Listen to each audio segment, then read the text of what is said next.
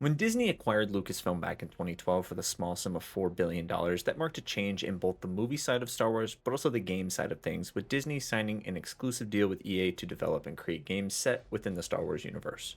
While it did take some time for that deal to bear fruit, we really didn't get all that much in terms of output during that 10-year exclusive window. We did get the two Battlefront games from DICE, and now while those were technically sound games, it was more of how they were received for post-launch monetization reasons that it didn't go over so well. And while we did get the incredible Jedi games from Respawn, that was only 4 games in a roughly 10-year span compared to the previous output, which felt like we were receiving a new Star Wars game every year. So when it was announced that Massive Entertainment, the developers of the Division 1 and 2, were going to be developing a game set in the Star Wars universe, there was a decent amount of excitement. Now, nearly 4 years later, we've arrived at that launch of the game, Star Wars Outlaws. And I've put roughly 35 hours into the game, finishing the main story, 100%ing all the achievements, and finding all the experts, as well as cleaning up a majority of the side content, and I have a few thoughts. In short, if you're a Star Wars fan, I personally think this is an easy pickup for you, but depending on your price point, that may vary. Yes, there are some caveats and some pain points I'm going to mention throughout the review as we get later on. Long story short, I enjoyed my time with this cast of characters and the story that was being told because this is a perspective that we don't get much of. So it's a refreshing take to have a normal scoundrel that's just trying to make it day by day and seeing how her story unfolds within this already massive universe. I've been held back my whole life. And now, I just need a chance to finally be free. So we'll start at the top with the technical block. I played Star Wars Outlaws on an RTX 4080 with an i7-13700K with all the graphics set to high, ray tracing turned on, and frame generation enabled. While the performance was above a solid 60 FPS, it did fluctuate a lot at times in the open world, but it did seem to smooth out after a day one patch that was released. Sadly, what wasn't fixed was the crashes that I experienced. In the 35 hours of playtime, I ran into about 5 crashes in total, and while that doesn't seem like a lot, it does cause you to get sent back to whatever your last checkpoint. In one particular instance for me, it was during a stealth section that I was then forced to restart that whole entire sequence all over again. The biggest issue of them all was an issue with PS5 players being forced to start entirely new saves due to a game-breaking bug that was affecting a number of players. And the compensation that these players got was a tiny little trinket charm for their ship, and that royally blows. Thankfully, that's not an issue that I ran into on PC, but anyone that was affected by that issue, I really do feel for you, and I can see how that could take the wind out of your sails from playing this game. The other issue that this game suffers from is the cutscenes. Some of the cutscenes look really, really bad. No answer. Something's wrong. Kves. Hey, yeah, we're here. Where are your guys? Chuba kuchu, jingnaga huhabata, uba pumbatraka. Amateurs. We lost them. She's right, we're clear. Uba batu batu imperiolo. And then you have some cutscenes. They look crispy, and I mean extra crispy. Get me out of here!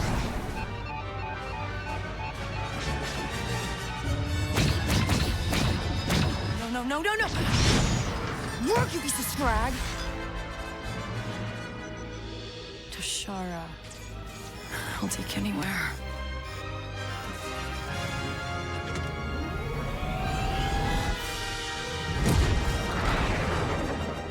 So the contrast between the two is really hard, and I'm not sure if with the other ones they just didn't bother or they didn't lip sync. It's really weird. It never once ruined the experience of the game, but it was just sort of kind of jarring at times when you would notice it. Technical issues and performance aside, this game is downright gorgeous. When you gain access to Tashara, which is the first planet you can free roam around, you're struck by just the sheer scale of the open world that you have because in most Star Wars games you aren't used to this type of freedom and exploration. Tatooine is a familiar one that you can freely go around and explore. Kijimi is a smaller planet, only allowing you to roam around the snowy city streets. Then you have the jungle planet of Akiva, which reminds me a lot of Yavin 4 with its jungles. So regardless of how you think about the gameplay or the game itself, I think we can all agree is that the environments are some of the best that we've seen in a Star Wars game to date. In Star Wars Outlaws, you play as Kves, a thief from Canto Bight, a city we last saw in Episode 8, The Last Jedi. While we only get to see the casino and a few streets, this game actually allows us to see the nitty-gritty of the city and its undertakings. Kay dreams of making it big one day, and when the biggest heist she's ever attempted goes wrong, she's forced on the run and has to survive with her little trusty companion, Nix. We all love Nix. You crash land on Tashara with your ship, and this is where you actually meet the other part of your crew. Jalen Vrax and his loyal commando droid ND5. It's upon this chance meeting that they propose attempting the heist one more time, but with a better crew, handpicked by Jalen himself.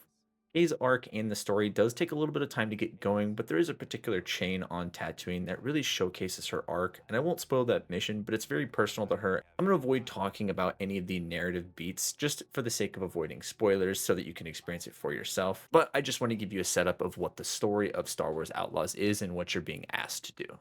Once you wrap up the main missions on Tashara, you'll actually have the option to split off to one of the other three worlds: Tatooine, Kajimi, and Akiva.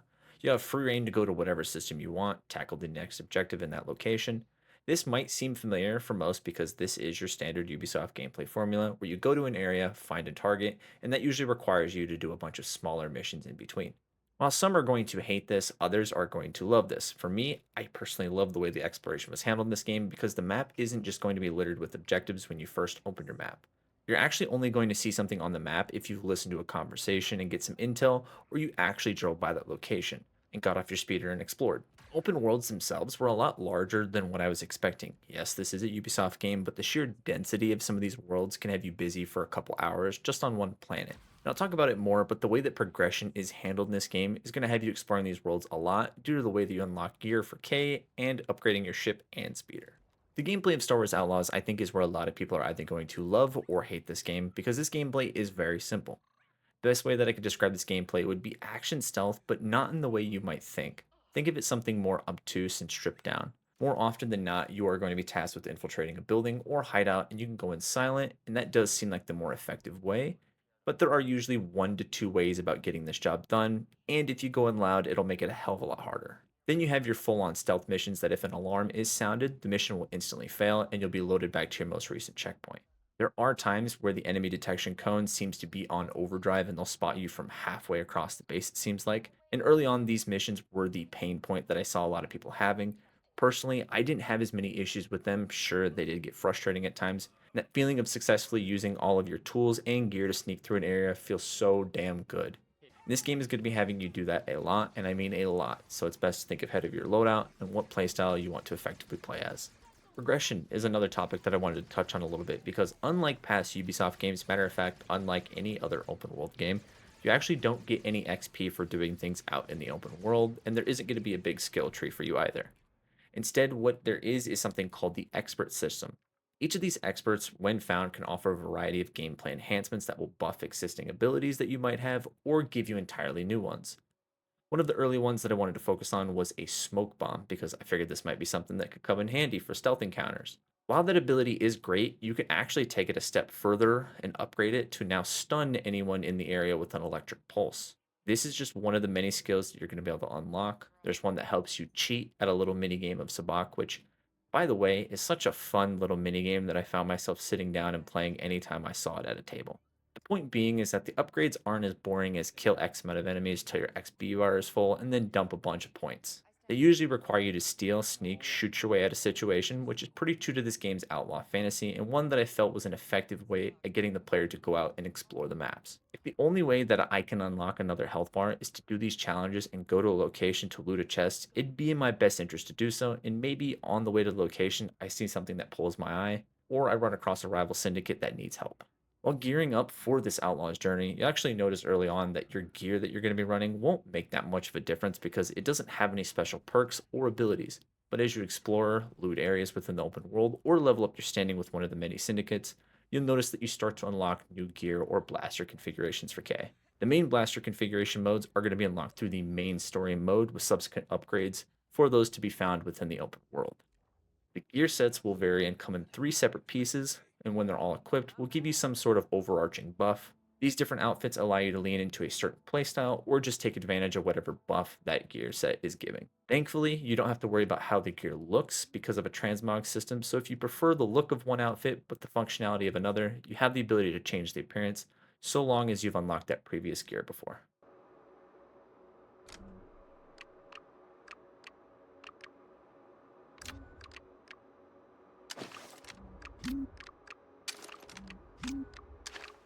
The Syndicate Reputation system is also something that is active at all times. So when you're taking jobs across these open worlds, you actually have a choice whether you want to honor your agreement with many of the syndicates or you can make a deal with a rival group to increase your reputation with them, but negatively impacting it for the group you originally agreed upon. What this reputation does is allow you to take on bigger and better paying jobs, as well as letting you pass through one of the many syndicate zones within these maps without being harassed or attacked. These districts, depending on who you have the higher standing with, will offer special games of sabacc, or they'll have special vendors that you can only buy certain materials or upgrades that are exclusive to that area. The higher the ranking, the better the prices will also be with the affiliate group, and upon reaching max rank with each of the syndicates, you're actually awarded a unique outfit for Kay and Nyx. While the system isn't necessarily too deep, what it does is allow you to play out that scoundrel fantasy that you've maybe always wanted to do, allowing you to align yourself with one of the four syndicates: Crimson Dawn, the Huts, the Pikes, I don't know who the fuck would do that, and lastly, a Shiga clan who were actually created specifically for Star Wars Outlaws, so this marks their first appearance. And you'll run into plenty familiar faces along the way.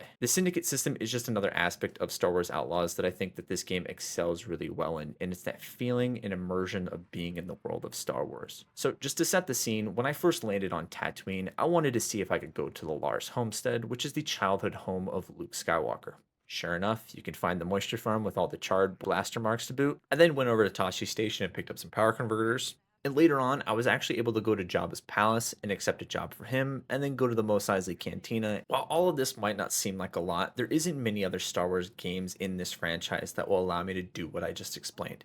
Yeah, it's a small slice of what this game has to offer and the worlds themselves have to offer. More often than not, I was finding myself just walking around, taking in the streets of whatever planet I was on, maybe trying to see if I could get a tip on a rigged father race, or try to find an entrance to a high stakes sabacc game. All of what I just mentioned is something that you could totally miss if you didn't want to engage with that, and that's fine because not everyone is here for that. But I believe if you aren't interacting with the world in such a way, you're doing yourself and this game a disservice because there is so much cool shit that you can find off the beaten path. Lastly, I did want to mention the space combat in this game, because Kay does have access to a ship called the Trailblazer, and while I do want to commend Massive for the ship takeoff and landing sequence, as you stay with the ship the entire time as it transitions from the planet's surface to the orbit and vice versa,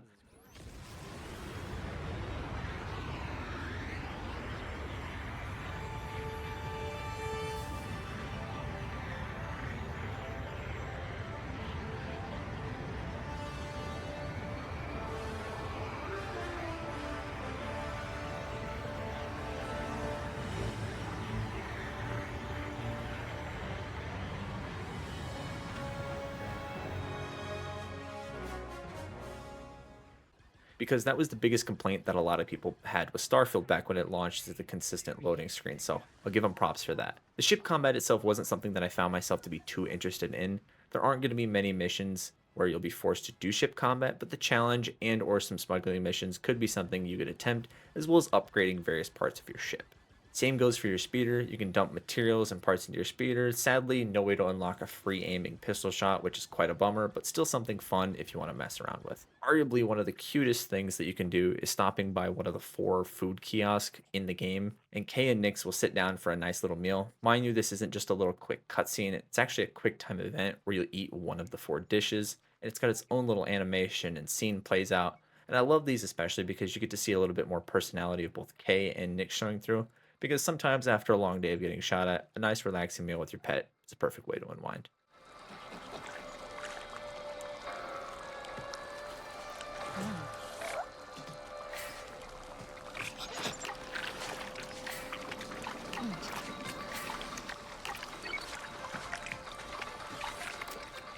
Star Wars is a franchise that in the last 5 to 10 years has seen such a shift in not just the way the media was released, but in the way that it was consumed as well. Whether that be through the many books, comics, Disney Plus spin off shows, or the movies, the game side of things is something that I do want to see more headway in, and not just the gameplay, but the narratives that are being told as well.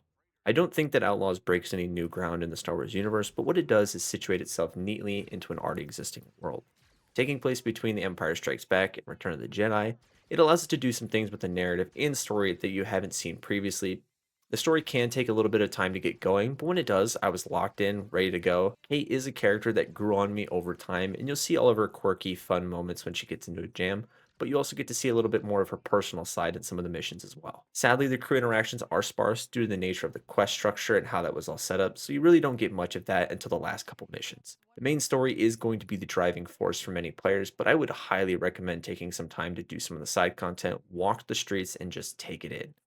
I know I mentioned it earlier and at the top, But one of the best things about this game is the vibe and the feeling of being in the world of Star Wars. That's something they absolutely fucking nail. Maybe a deeper stealth system that allows you to take on disguises of the syndicates, maybe stormtrooper outfits, hiding bodies, just small variations that they could add to a rather simple stealth system. I would also like to have maybe a few different variations for our weapons, as the blaster that you have is the only permanent weapon that you'll have access to. Yes, it does have the different firing modes and configurations, but the ability to customize an E11 blaster would be pretty sick. These are all just small pain points that I think that they could maybe expand or fix in a sequel or the continuation. There is already two DLC expansions that are planned, with the first story pack called the Wild Card that takes place with Lando Calrissian, supposed to drop sometime this fall. Then you have the second story expansion, Pirate's Fortune, dropping in the spring with Hondo and Naka, and that drops sometime in 2025. So it's nice to see that they have the post launch content shaping up, but I don't expect many gameplay changing elements to arrive with these offerings. If you aren't a fan of the Star Wars universe and you just want an open world game, I don't think this is going to be the one to sell you on it. But if you are a Star Wars fan and a fan of the universe, I do think this is going to be a game that you could pick up and play and have some time with it. Whether you spend the full price on the game, that's entirely up to you. If you just want to pop in, check the game out, I'd recommend grabbing a month of Ubisoft Plus and play it that way. I think that'll run you like 18 bucks. But personally, I would say I think that overall my time that I spent with the game was positive, but I can see some pain points that other players might have with the game's systems and especially the gameplay. But after 35 hours playing this game, doing nearly all the side content, 100% of the game, I'd say it's worth it depending on your price point. If you did make it this far, I just want to say thank you for taking the time out of your day. Let me know what you thought down below, and this has been my review of Star Wars Outlaws. Thank you for watching.